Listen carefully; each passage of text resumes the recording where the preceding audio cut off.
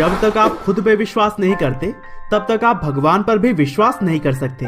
यह कहना था भारत के महान धर्म गुरु स्वामी विवेकानंद जी का, जो कि एक विद्वान युवा सन्यासी के तौर पर सामने आए और इन्होंने भारत में ही नहीं बल्कि पूरी दुनिया में अपनी पावरफुल स्पीच के जरिए भारतीय संस्कृति की खुशबू फैला दी। स्वामी विवेकानंद जी का मानना था कि अपने गोल्स को पाने के लिए तब तक कोशिश करते रहना चाहिए जब तक कि वह गोल हासिल नहीं हो जाए, क्योंकि जितना बड़ा संघर्ष होगा जीत उतनी ही शानदार होगी। और विवेकानंद जी के विचार इतने प्रभावित करने वाले थे कि बड़े बड़े विद्वान भी इनके विचारों से इंस्पायर हुए बिना नहीं रह पाते। और यही वजह थी कि लाखों लोगों ने विवेकानंद को अपना गुरु माना।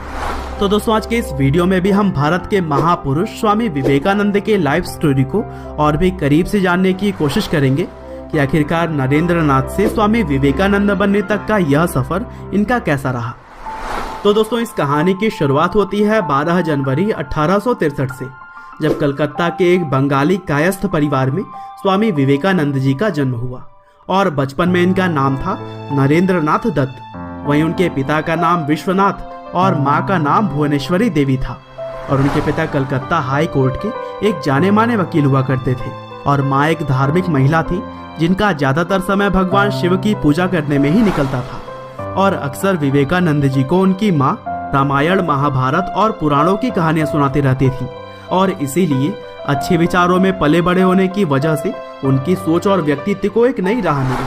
और बचपन से ही उनके सवाल कुछ ऐसे हुआ करते थे जिससे कि उनके माता पिता ही नहीं बल्कि बड़े बड़े विद्वान भी चक्कर में पड़ जाया करते थे। नंद जी ने ईश्वर चंद्र विद्यासागर के मेट्रोपोलियन इंस्टीट्यूट से अपनी शुरुआती पढ़ाई की और फिर 1879 में प्रेसिडेंसी कॉलेज कलकत्ता के एंट्रेंस एग्जाम में वह टॉपर रहे।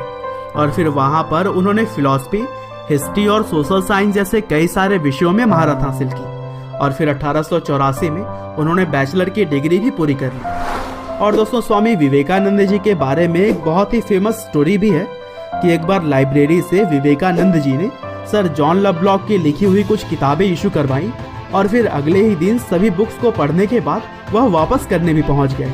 और जब लाइब्रेरी में बैठे हुए आदमी ने पूछा कि क्या आपने इन सभी बुक्स को पढ़ लिया, तब विवेकानंद जी ने हाँ में जवाब दिया। हालांकि अभी भी उस आदमी को भरोसा नहीं हो रहा था और इसीलिए उन्होंने विवेकानंद जी से उन बुक्स के कुछ चैप्टर से क्वेश्चंस किए और फिर नंद जी ने भी उन सवालों का बखूबी जवाब दिया।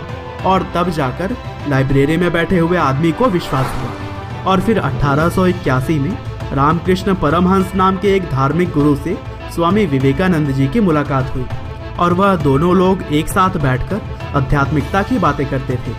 और रामकृष्ण की बातों का विवेकानंद जी पर बहुत ही गहरा असर हुआ। हालांकि आगे चलकर 1884 में नंद जी के ऊपर मानो दुखों का पहाड़ टूट पड़ा जब उनके पिता की अचानक ही मृत्यु हो गई और परिवार की आर्थिक स्थिति बुरी तरह से खराब हो गई। यहाँ तक कि उनके पिता ने बहुत सारे लोगों से उधार लिए थे और वो उधार देने वाले लोग भी विवेकानंद जी से पैसे लौटाने की मांग करने लगे। और फिर इन परेशानियों से भरे दिनों में जब विवेकानंद जी ने नौकरी खोजने की कोशिश की तब वहाँ पर भी उन्हें असफलता ही हाथ लगी। और फिर इन सभी चीजों से परेशान होकर उन्होंने भगवान के अस्तित्व के ऊपर सवाल उठाए।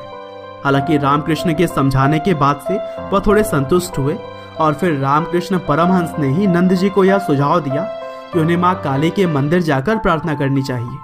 और फिर उनके बातों को मानते हुए नंद जी 3 बार मंदिर गए, लेकिन वहां पर उन्होंने यह पाया कि वह सुख संपत्ति की मांग करने की बजाय वह भगवान के लिए खुद को समर्पण की मांग कर लेते थे। और फिर धीरे धीरे आगे चलकर नंद जी को यह लगने लगा कि उन्हें सुख संपत्ति नहीं चाहिए बल्कि उन्हें ईश्वर के बारे में जानना है और लोगों की सेवा करनी है। और इस तरह से वह रामकृष्ण परमहंस के मठ में चले गए और वहां पर आध्यात्म की खोज में लग गए।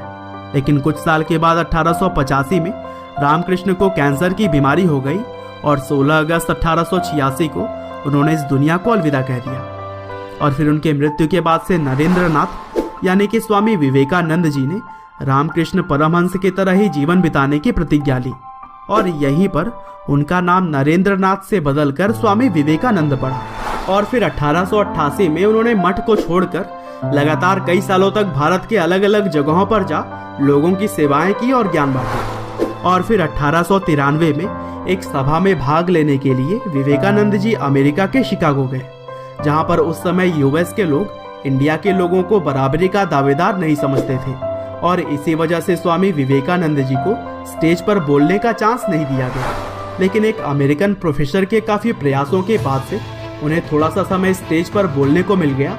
और दोस्तों, अपनी स्पीच शुरू करने के बाद से जब स्वामी विवेकानंद जी ने पूरे बातों को पूरा किया, तब वहाँ पर बैठे हुए हजारों की संख्या में लोगों ने खड़े होकर लगातार 2 मिनट तक उनके लिए तालियां बजाई और उनके विचारों को सुनकर बहुत बड़े बड़े विद्वान भी हैरान रह गए थे। और फिर अगले ही दिन स्वामी विवेकानंद जी पूरे अमेरिका में छा चुके थे और फिर 2 सालों तक उन्होंने अमेरिका में ही रहकर अलग अलग जगहों पर जा लोगों को ज्ञान बांटा।